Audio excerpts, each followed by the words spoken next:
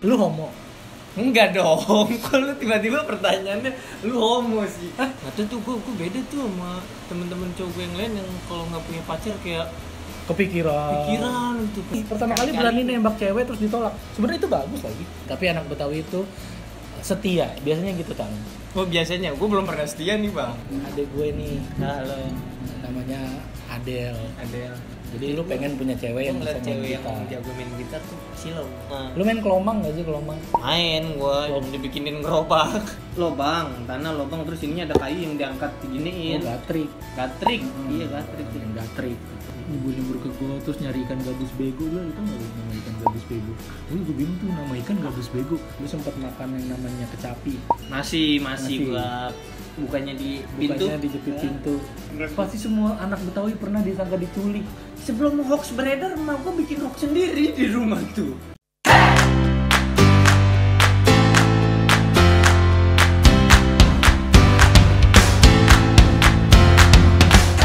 Mengenai stand up comedy, Ya. lu kan terakhir dapat nominasi di Indonesian Box Office Movie Award ya, di film Mili Mamet sebagai Pemeran pendukung pria terbaik, jadi nominator. Gokil, itu prestasi yang menurut gua gokil, pencapaian yang menurut gua gokil dari seorang komika yang baru beberapa kali terjun di dunia layar lebar. Itu film keberapa lu? Ini film pertama. Film pertama dan langsung jadi nominator. Iya. Di umur 22 tahun. Itu gokil sih. Lu bikin iri banyak orang termasuk gue sih. Gimana perasaannya?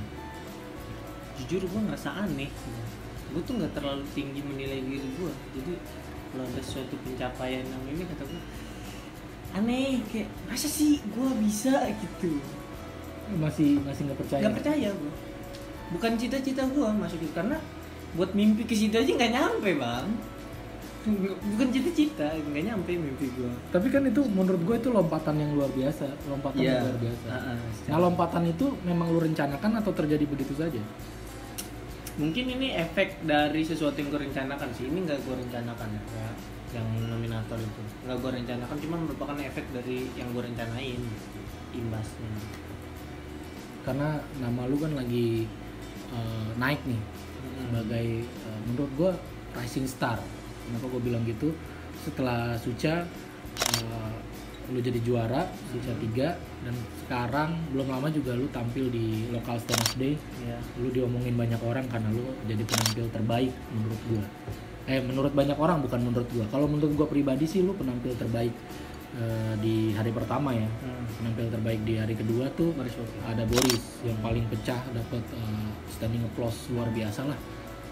Itu gila lah, pokoknya bintang Emon gila, bikin iri banyak orang dan bikin takut banyak orang. Dimana kalau komika tuh akan selalu takut tampil setelah komika yang pecah banget. Efeknya apa buat lu? Satu, gue jadi kegedean beban sih bang. Dengan banyak-banyaknya pujian itu gue jadi takut, gue kayak takut ngecewain orang-orang yang udah, wah ini lu bagus dah, wah lu keren banget, gue nonton semua karya lu deh abis ini. Gue takut ngecewain mereka gitu. Karena ekspektasinya jadi tinggi orang. Gue pengen ya udah sih biasa aja gitu.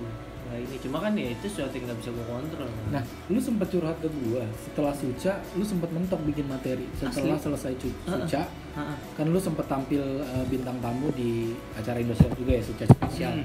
Dan lu bawain materi lama. Dan saat itu kan lu gua tegur, gimana sih lu juara tapi bawain materi lama. Nah, waktu itu lu alasan lu mentok. Iya. Lu tuh mentoknya gimana? Kan gue di Suca nggak sebentar ya bang, sekitar ada 3 bulan lah. Iya, panjang. Gue sebelum di Suca dan gue di Suca itu tuh beda tuh. Karena ketika di Suca banyak banget perubahan yang gue terima, ilmu dari lu, dari beberapa abang-abang lain, banyak tuh yang berubah. Sehingga atmosfernya beda nih pas di Suca. Gue udah membiasakan diri gue dengan atmosfer Suca. Atmosfer kompetisi, yang tertekan gitu, yang ditekan, yang harus ada materi. Tidur juga susah, ini juga susah, pokoknya udah terkondisi seperti itulah. Akhirnya terjun lagi ke pasar bebas. dengan kompetisinya selesai, nggak ada faktor-faktor tadi tuh. rutinitasnya juga udah beda.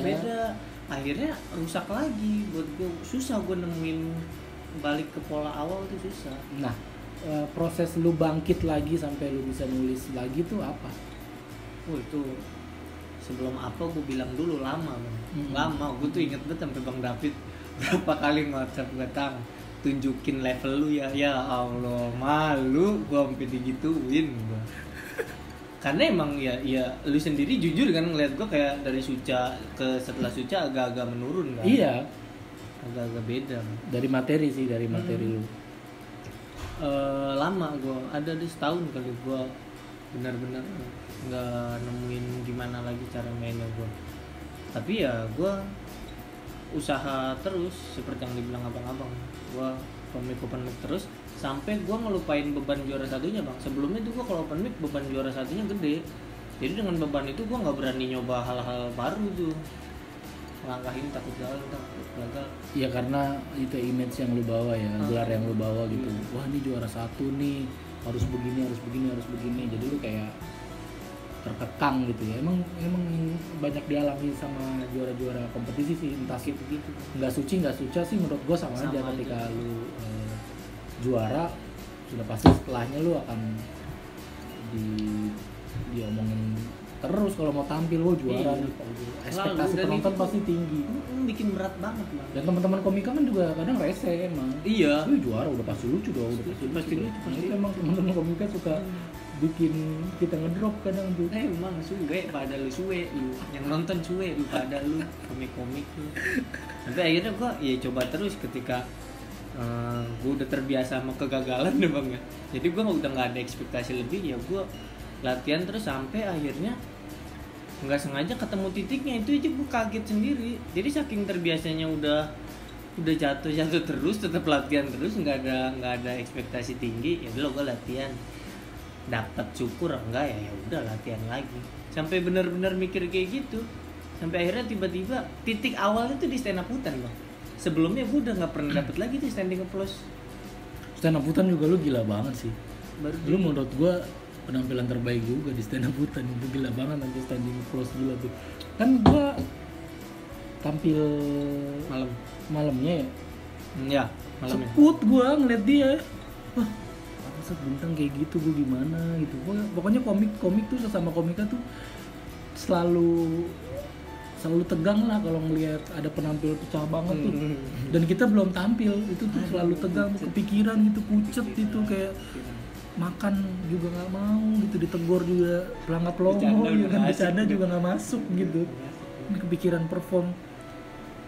Gokil sih itu di stand up hutan. Jadi titik kebangkitan lu adalah stand up hutan. Itu tuh stand up hutan 2018 ya. 2018. Saking nggak sesuai sama ekspektasi gue sampai gemeteran bang demi Allah di panggung. Megang mic-nya sampai gue ganti tangan. Karena lu nggak begini? Kok gini responnya gitu? Iya, gue biasanya nggak begini. Ya Allah, kok begini sih? Pecah banget. Dan katanya saking lu diomongin banyak orang, terus lu pecah-pecah terus di perform stand up lu ya. Lu jadi diincer banyak manajemen nih. Jadi kalau mau kita ngomongin bursa transfer komika yang sedang hangat adalah Bintang sudah dilirik oleh MLI. Apa itu benar? Majelis Lucu Indonesia.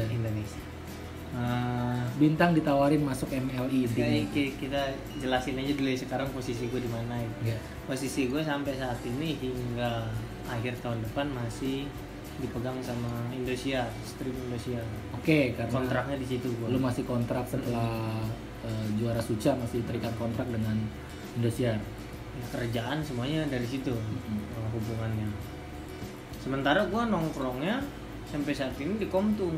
Yang Komtung juga merupakan manajemen sendiri. Nah, tapi gua nggak masuk manajemennya. Karena kan masih terikat sama Indosiar. Iya. Cuma gua sering kumpul sama Komtung. Nah, baru-baru ini ya itu MLI coba yang ngajuin tawaran, propose ke lu, Tang, ya bahasanya gimana bahasanya? Ya kita mau ada kerja sama nih Tang, mau nge-develop lu ini itu ya dia presentasiin ininya dia gimana, bisnis plan-nya buat lu. Gimana lu ke depannya, terus ngasih tahu talent-talentnya yang udah ini ya biasa lah, seperti ya pada umumnya orang nawarin. Cuma gua minta waktu, nanti dulu deh gua mau ngobrol-ngobrol dulu, karena ya seperti diketahui bersama, ML ini banyak pro kontra juga ya, gue juga harus banyak referensi, banyak masukan dari abang-abangan. Oke, jadi lu masih mempertimbangkan tawaran itu lu terima atau enggak. Di samping juga lu masih terikat kontrak sama stream manajemen. Iya. Oke. Kayaknya kalau bintang nih dibaratin pemain bola, mungkin dia Kylian Mbappe. Jadi pemain muda yang sedang bersinar, dan banyak klub-klub besar yang menawarkan kontrak. Kayaknya nggak cuman MLI, gue yakin manajemen besar seperti HHH Corp juga pasti ngincer lu. Iya, bener nggak? Nggak tahu bang, kalau itu gue nggak tahu. Ya kalau MLI kan udah jelas udah ngajuin. Iya, nggak tahu kalau yang lain. Atau lu mau itu masuk apa? Republik Gila Manajemen. Jangan bang, jangan. Pimpinan siapa? Papa Zidane. Apa Zidane? Coba aja kan masuk itu kan. Jangan, lu mau lihat gue gila juga bang. Pengen banget muncul gila. Tapi itu konsekuensi menurut gua, tau. Konsekuensi gimana? Ya konsekuensi dari naiknya nama lu gitu. Konsekuensi dari kualitas stand up lu, konsekuensi dari karya-karya lu. Wajar kalau banyak manajemen yang menawarkan lu masuk jadi talentnya gitu. Iya. Kalau gue punya manajemen sih, gue juga sangat banget tertarik untuk ngajak lu masuk ke manajemen gue. Jadi itu ya jawaban lu ya. Lu masih mempertimbangkan untuk menerima tawaran MLI atau enggak. Tapi kalau 50-50, kalau mau persen-persenan masih 50-50 atau lu udah condong menolak atau condong menerima? Biar bisa jadi omongan, Tam.